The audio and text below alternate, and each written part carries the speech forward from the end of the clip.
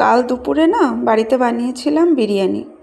তো কালকে যেহেতু দুপুরেও বিরিয়ানি খাওয়া হয়েছে, রাতেও বিরিয়ানি খাওয়া হয়েছে, তো আজকে আর কি বানাবো, একদম কিছু রান্না করতে ইচ্ছা করছে না। মানে কি হয় বলুন তো, একদিন বেশি একটু রিচ খাবার খাওয়া হয়ে গেলে না, পরের দিন একদমই যেন কিছু খেতে ইচ্ছে হয় না।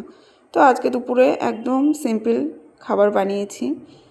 প্রথমেই নিয়ে নিচ্ছি একটু গরম ভাত, এক টুকরো লেবু, কয়েক টুকরো শসা।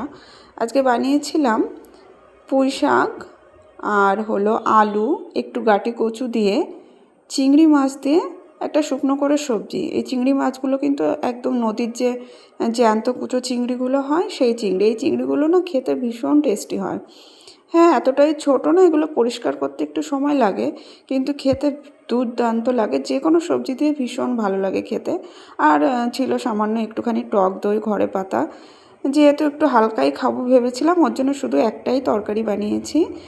তো যাই হোক, এরকম খাবারও কিন্তু খেতে বেশ ভালো লাগে মাঝে মাঝে।